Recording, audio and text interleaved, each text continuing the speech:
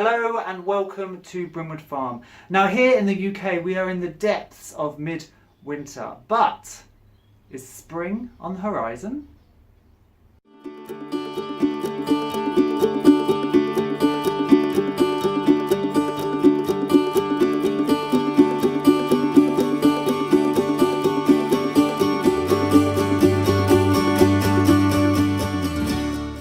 So here in the southeast of England, we don't get tons of snow that lays around for weeks or even months on end. But what we do get is grey, wet, muddy, miserable winters that are very bleak, and it's very hard to find anything inspiring at all. Now we are at the end of January and we're moving into February, and though we can get some cold snaps in February and even into March, there are signs of life outside, and a few mild days here and there do make a difference and things start to stir. So what I thought we would do today is go outside and find a few things that I've picked up on that will lift me, and hopefully if you're in the middle of winter as well, might give you some signs of life and hope that there is spring on the way. So let's go and see what we can find. Now, as you can see, it looks very bleak and miserable outside, even with this patch of sun kind of glinting down.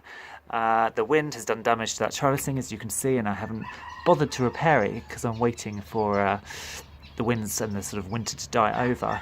And the other thing is, I haven't got a lot of shrubs. This is a fairly new garden still, only 2.5 years, and I haven't got a lot of evergreen shrubs which would create the structure throughout the winter. So most of this is herbaceous, so it all dies off.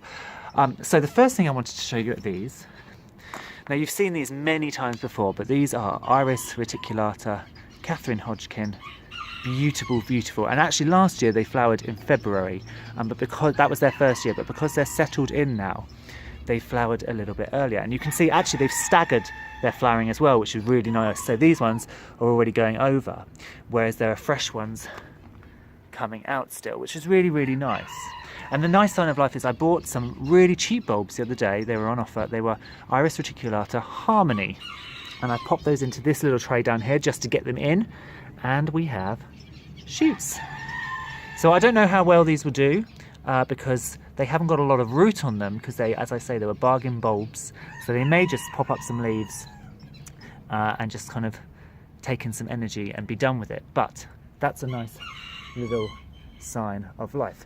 Now the next thing, obviously we have the cyclamen that flower all through the year, but the daffs are coming up as well. So these are the white narcissi that I have. As you know, I don't like yellow. These are white. They're a multi-stemmed variety, so for each one you get 3 or 4 flowers.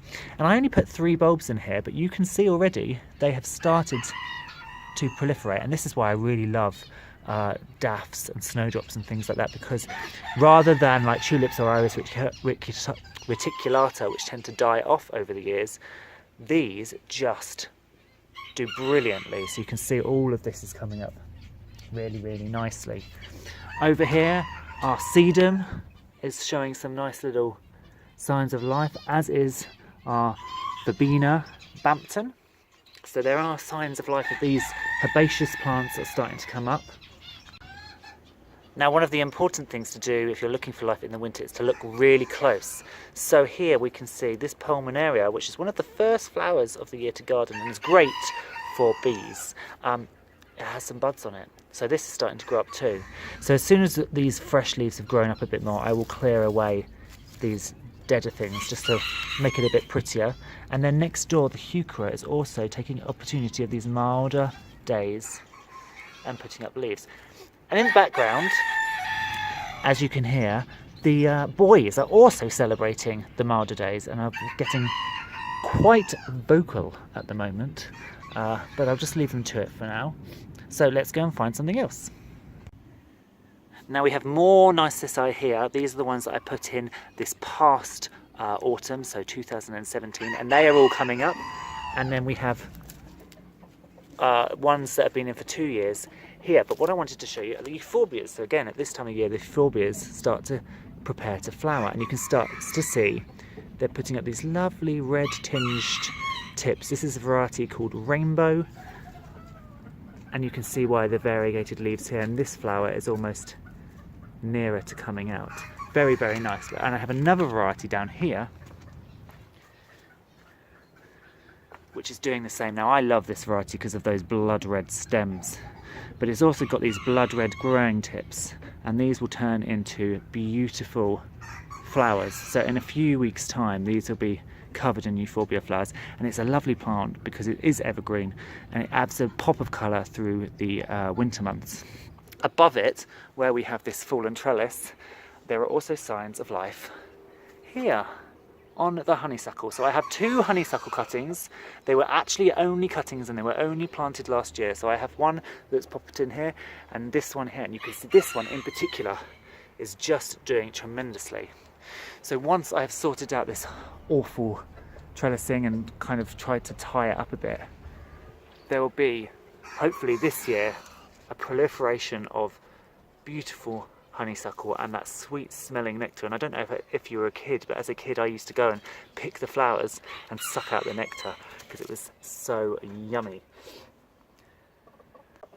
Then in this border we have this lovely foliage of the Oriental Poppy. So this is a perennial poppy and it comes up with huge blousy flowers, and it's put on a lot of growth and it looks very, very healthy. It's been left in this pot for quite some time. I should really plant it into the garden, but it's lovely to see it sort of coming up during the spring. And this is an early flower, so this will flower in sort of May, June time. And then next to it is the perennial cornflower, Centuria montana, and if you look carefully in here it also has a few buds on it, so these come up a lovely little blue cornflower colour. And again, I love this foliage, silvery green foliage. It's also quite woolly, which is nice. It's nice to touch. But again, one more sign that spring is on the way. Now look here, this is my cordon apple tree, and it might look altogether dead to you, but you can see this little fuzzy tip. That shows that it's starting to think about spring. So this fuzzy tip is the first stage when your leaves are appearing. Now it may stay like this for several months, but it is another sign that even the trees are starting to think there's signs of life. Now I couldn't get the camera to focus in before, but you can see there are more fuzzy tips down here. So that's quite exciting too. And then finally, and this is something I'm thrilled about, I have these snowdrops. Now I was walking around the garden the other day, yesterday in fact, and I saw these and I thought, where on earth did these come from? I didn't put any snowdrop bulbs in, and then I remembered that my dear beloved first ever gardening client who died last year said for me to take a few snowdrops when they'd flowered in the spring of 2017. So I had, and I popped them in here and they've come up. So not only are these kind of a lovely little flower, but they're also very sentimental to me because they remind me of Margaret, and they'll remind me of years to come. And the great thing about the snowdrops are, as I was saying with the daffodils, over the years they will proliferate and create more and more and more, and I can split clumps, and then I can take them up to the farm as well and plant in the verges of the driveway, and it means that I will get to see these beautiful snowdrops for years to come and always will remember Margaret when I see them. And I think that's a lovely thing about plants. And actually, as I'm looking here, there's another little Japanese anemone. Now, and this is a pink Japanese anemone, and this is also from Margaret's garden. So it's rather wonderful that this has done well, and you can see it's got new leaves here. And these didn't have any roots on them at all. These were just taken as sort of woody stumps. But these snowdrops are really, really thrilling for me to see. So I hope that has shared with you that there is a few little things going on in the garden. And I know for me personally, I hate the winter. It's muddy, it's squelchy. But when I go down to feed the animals and the chickens, it's nice to see that things are changing. And actually, things are changing really quickly at this time of year because I hadn't even noticed those snowdrops a few days ago. So while you might just look out and it looks bleak, if you actually start to look really, really closely, there are signs of life. And the sky has actually come out blue and the sun has come out, which is awesomeness. And I've just noticed a couple of things in this lean-to. So the first is this lovely little fuchsia. Now it got rather leggy, and so I chopped it right back, and you can see it's doing rather well. And then there's also a hibiscus flower here. So this is a pink hibiscus. It's a tropical flower, so it's a house plant, but it is also starting to flower, which is rather lovely.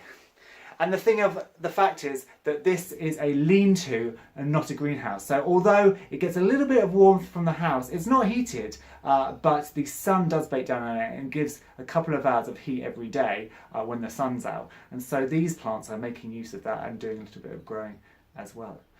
So that's very nice to see. So if you've liked the video, please press the thumbs up and hit subscribe so you don't miss any future updates. If you are on Facebook, then please come and join us on Brimwood Farm's community group, where we post throughout the week about chickens and gardening and all that sort of thing. And I will hopefully see you very soon.